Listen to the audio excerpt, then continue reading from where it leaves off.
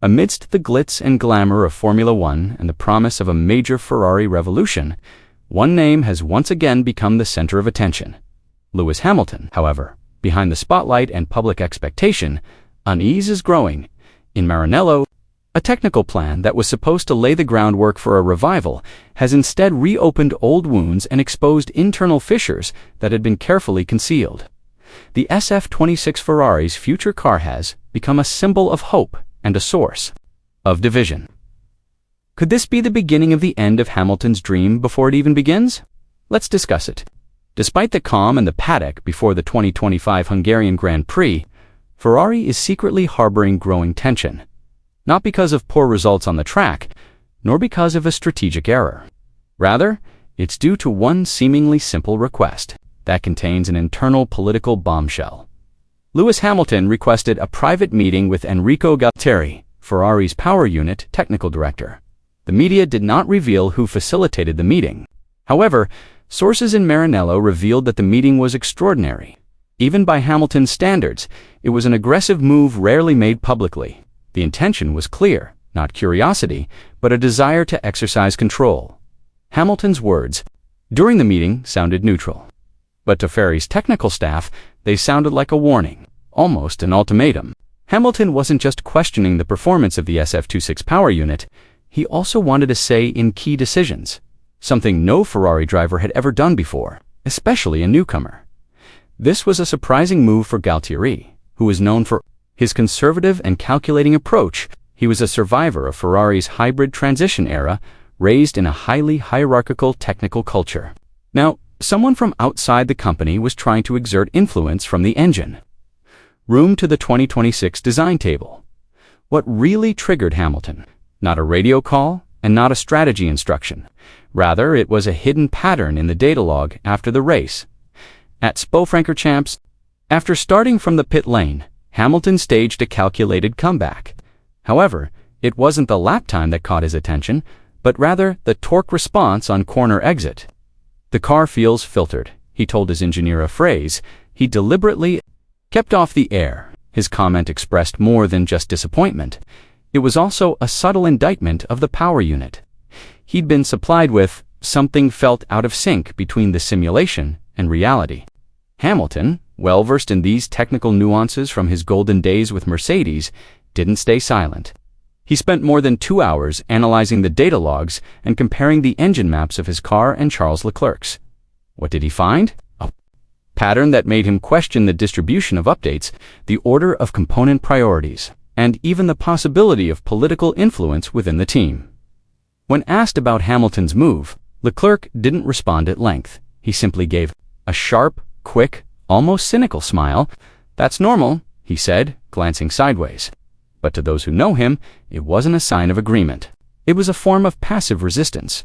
For Leclerc, Ferrari is home. He came up through the team's youth academy. For years, his driving style and preferences have set the technical benchmark. The entire Ferrari car setup language has been built around him. Now, someone has arrived who wants to rewrite that technical dictionary. The current situation is more than just a difference of opinion between drivers. It's the beginning of a struggle for influence within the team's structure. According to team sources, the relationship between Hamilton and Leclerc has become strained since the Spa incident.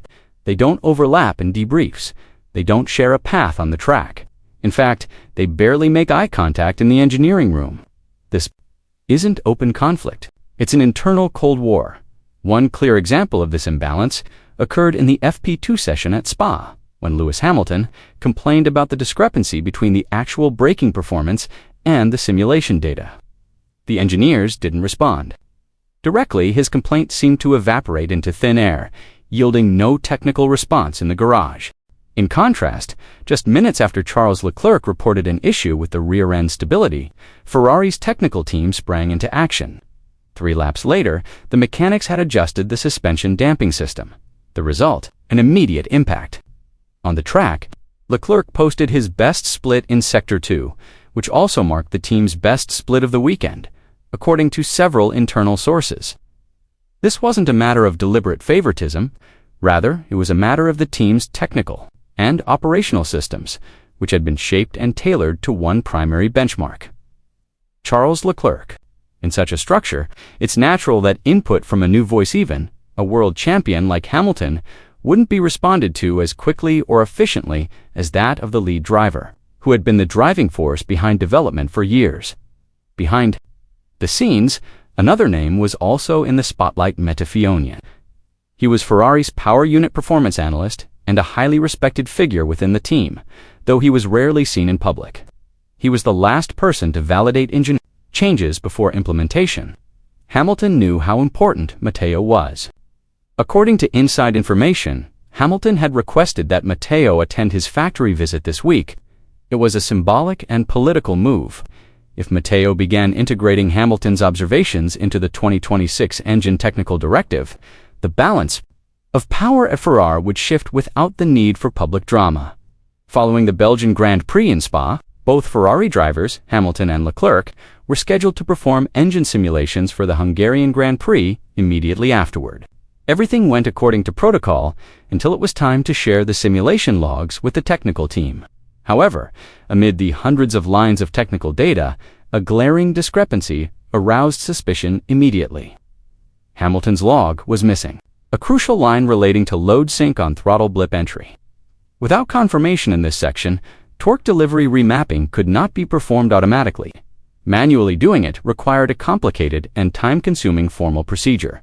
Meanwhile, what about Charles Leclerc's log? Everything was confirmed. In fact, the remapping had been implemented from the start of the session. Hamilton didn't shout. He didn't blame anyone. He simply raised his head, looked calmly at the team principal, and asked in a flat voice, was Matteo involved in the session?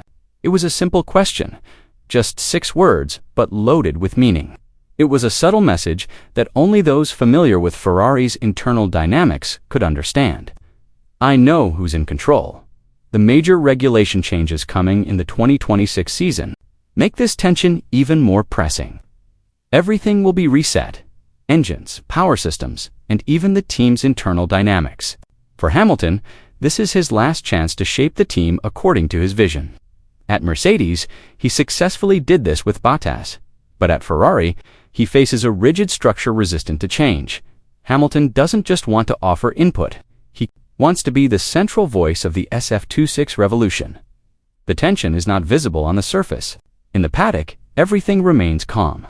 However, sources within the team say that simulator data is now being sent separately.